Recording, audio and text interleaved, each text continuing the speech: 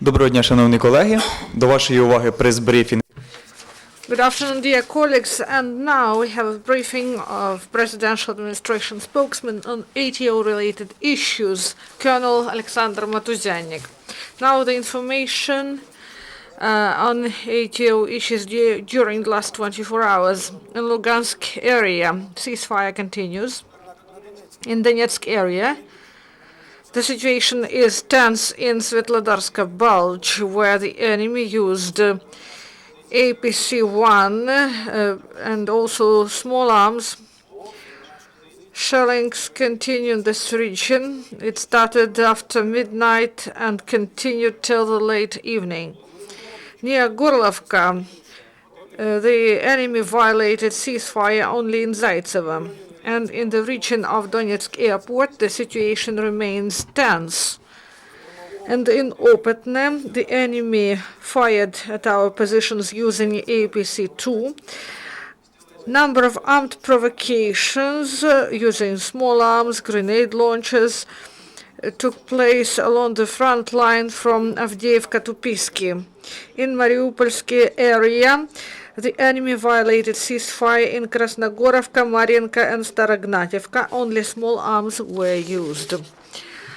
During the last 24 hours, in the result of the military actions, no Ukrainian serviceman was killed or wounded.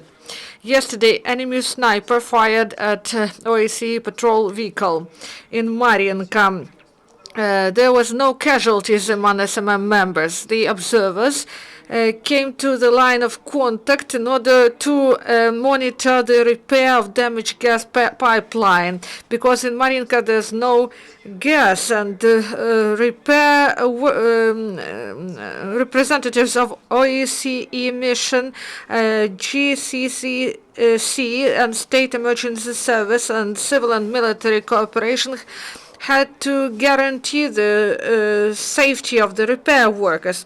The incident was condemned by the Ministry of Foreign Affairs of Ukraine, and it states that the militants tried to threaten the members of OVC mission. One more militant decided to leave the ranks of the militants and return home. He served in the ranks of Vostok gang, and he served at checkpoints, and he patrolled the city and also took part in building of fortifications.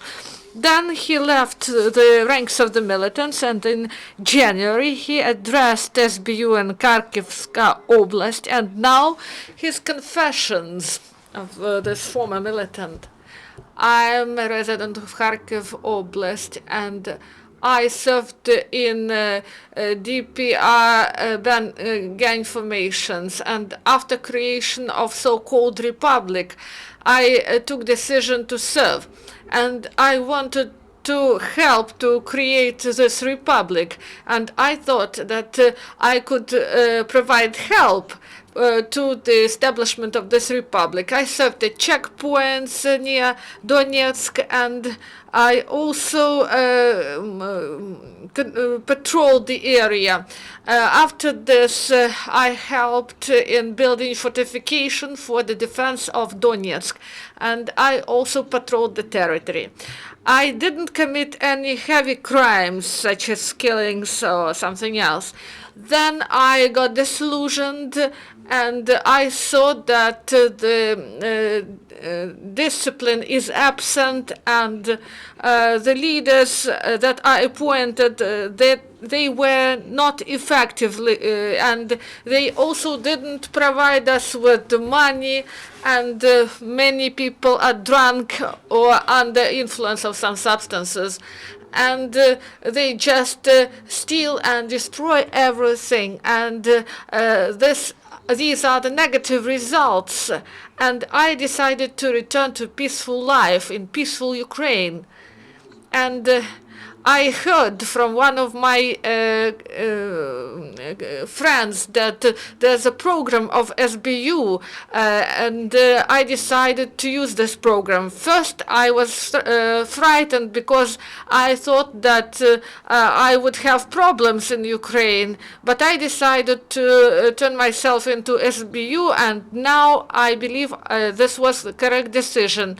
Now I live with my family, and they help me, and I would like to address to my friends and those people whom I know, this program really exists, and if you didn't commit any heavy crimes such as killings, you can use this program, you can return to peaceful life in Ukraine. Thank you. Also, SBU detained an agent of Russian Special Services in Rivnenska Oblast. 10 months ago, he was recruited by Russian Special Services. And according to the task, he had to prepare a special flat for 5 or 6 saboteurs and also establish communication with local criminals. He also provided information on deployment of troops and equipment in this area. And in Kramatorsk, Ukrainian law enforcers detained former militant. And it was established that he voluntarily joined gang formations in April 2014. And he served at checkpoints, and also he transported some medicines and food for the militants. And for his work, he didn't get any money, so that's why in the beginning of the summer 2014, he went to Russia. There, he couldn't manage to find something for himself, and then he returned to Ukraine and was detained by law enforcement officers. In training center of National Guard of Ukraine in the Verkhnya Pisarevka village in Kharkovska Oblast, training continues.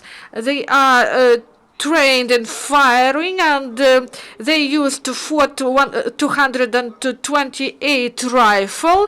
Also, they used Kalashnikov and Makarov pistol, and there are a lot of they were assessed as good, but they want to improve and to achieve the excellent result.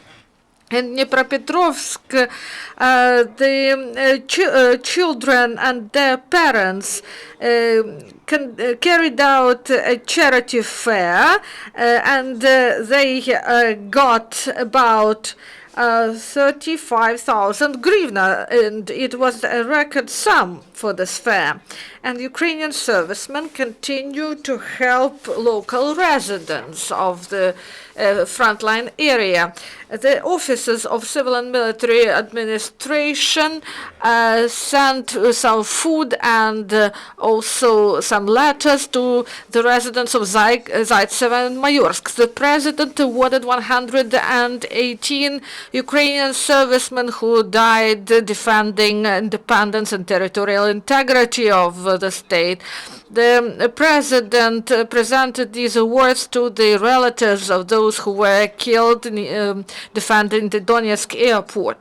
And through Novotroitsk checkpoint, 15 trucks went through, and these trucks are carrying humanitarian help for the residents of the territory. Thank you and goodbye.